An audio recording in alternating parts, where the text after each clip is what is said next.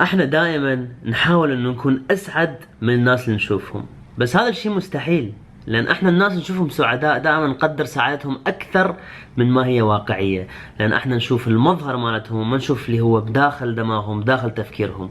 انا يوم اشوف عائلة تمشي اطفالهم يركضون بالشارع، يدفعون عربانة والرجال يبتسم لمرته، هذا الشيء يراوي سعادة، يراوي فرحة، يراوي السلام. بس اكو 100 شغلة كانوا يفكرون بيها قبل ما يوصلون هذا الشارع، و100 شغلة راح يفكرون بيها ورا ما راح يوصلون البيت.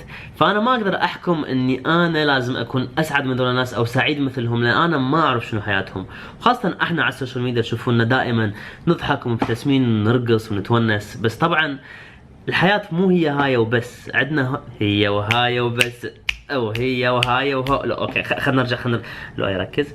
يعني تحطون كهدف في حياتكم انكم تريدون تكونوا سعداء مثل الناس اللي تشوفوهم، هذا الهدف ممكن ما راح توصلوا له، لان ممكن هذول الناس يحبون الاشياء البسيطة، وانتم الشيء اللي يسعدكم هي مثلا فراري او بنك بحساب مليان من الدلالير.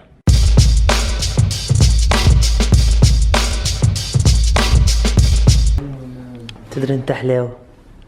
تدري لو اكو 3 من عندك بالعالم كان صار؟ كان صار 3 عوالم. تدري انت خوش ولد حبيبي لوي. تدري انا هيك امنيتي اقعد يوم كامل بس العب لحيتك. اوكي لو يسهل. تدري انا جوعان. نروح ناكل؟ تدري هذا الكرش يراد له شويه تمن.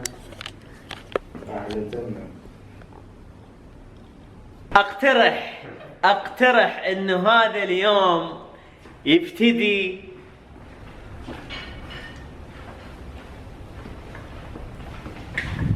هسه.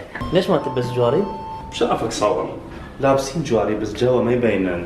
اما لا تعذبني بحب. اكو احد؟ واذا اكو احد هو النشيد الوطني مال الموساد. يعني من تبدي يومك بهذا المنظر يعني ليه؟ شوف منظر متحرك. اللي يعرفني يعرف انه بحياتي عندي عدة اوقات وفقرات اقلب بيها، من كاظم الساهر الى محمد سالم الى لافوين الى اديل الى دريك الى ذا ويكند. احب انه كل فترة معينة اتعمق بفنان وبعدين خلاص اسد الجرارة افتح جرارة ثانية. واكره الناس اللي يقولون بس كاظم وبس، اللي يقولون بس الغناء الاجنبي وبس، اللي يقولون انا اكل بس زلاطة ماكو شيء واحد بس ممكن يكفيكم بالفن او بالاكل او بالحياة. لازم تتعلمون ان تنوعون وتسمعون حتى الاشياء اللي ما تحبوها او مو قريبة عنكم، حتى ترجعون تتمتعون بالاشياء اللي انتم تحبوها واللي تعني لكم واللي تمثل ممكن شخصيتكم. وبعدين نجي نقارن كاظم الساهر بمحمد السالم. مستحيل انكم تقارنون، لان هم اولا من اجيال مختلفة، وثانيا من بيئة مختلفة، وثالثا ما يغنون نفس الستايل. بس محمد السالم سوى شيء كاظم سواه بذيك الفترة. كاظم نشر الغناء العراقي بالوطن العربي كله بهاي الطريقة. محمد سالم اجى قال الفن العراقي بعده مستمر، بس راح نجيب له لون جديد، اخترع لون جديد ما له اي علاقة بالفن العراقي القديم، وسوى وهم انفجر بكل البلدان العربية من ضمنهم السعودية، الامارات، وين ما اروح هسه وانتم ما تمشون بالشوارع تسمعون اغاني محمد سالم. فمحمد سالم فنان، لان الفنان يغير الفن، يغير المجتمع، واذا رسالته مقبولة من الشباب اللي بعمره فمعناتها هو ناجح. وذاك من ذاك اللي واصف الزمان، وذاك من ذاك اللي بين فترة وفترة صورة حلوة جميلة تنزل تثبت انه الاخوة الجامدة بعد هي جامدة وصاكة وحلوة. وصلنا الى البوليفارد.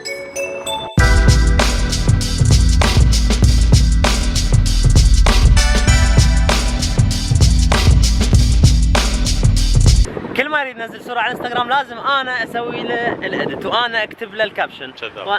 لا اوكي هو يكتب التكست. بس اخذ رايه اقولك بس اخذ رايه بس ما يجاوبني. شنو رايك بالحياة؟ الحياة حلوة بس انت حسب تريد تسويها احلى لو تريد تبقى على نفس المستوى.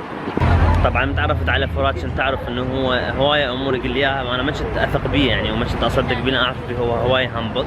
فمن صارت خطوبه رواء حجزت يوم قبل الخطوبه مال رواء، قبل ما يوصل فرات البيت بالسويد، فوصلت قبله بيوم وقعدت لكم قعده ويا اهله. حكوا لي الاكل ماكو على فرات، طلعوا لي البومات قديمه، سوالف قديمه.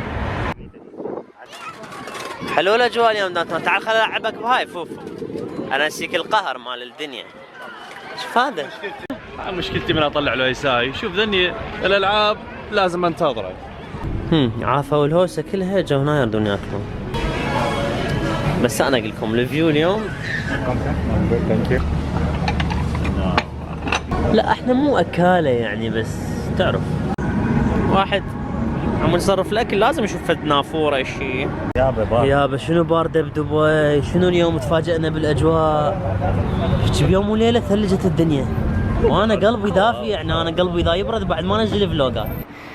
بارده من تبرد شو نسوي؟ نتصفر نقعد هاي القعده الحلوه ونلعب فيفا اخويا. ممكن رقمك؟ ليش؟ خطوبه لازم؟ والله؟ غير نتعرف اول شيء؟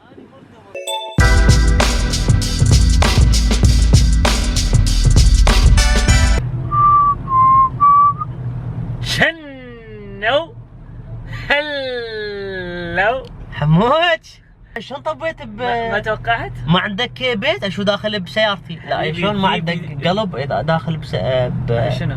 ما ادري اكو اغنيه اشو ما عندك بيت لان قلبك داخل سد الكاميرا جاء. اسد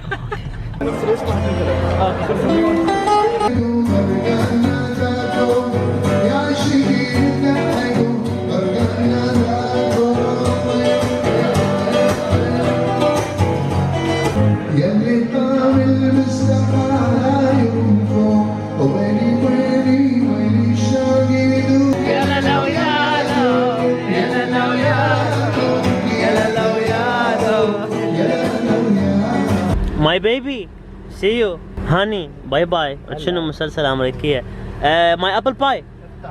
حبيبي يلا حبيت نشوفك موافق. يعني الا اصور بالفلوج اقول لك باي حتى تروح؟ ما بيحرقوا. يعني شنو مفتح لك دوشق مثلا؟ ما عندك يعني شيء هنا؟ قول له فرشه بما انه هو حكينا اليوم بالفن وبما انه راح انهي هذا الفلوج اريد انهي بفيديو اليوم شفته موتني من الضحك. ما اريد اشرح لكم عنه بس اريد اقول لكم انه تحيه من العراق للصين هسه، وهذا الفلوج راح ينتهي هسه. من النشامة وخلفة الطيبين البصرة فرحت كلها وفرح كل الصين.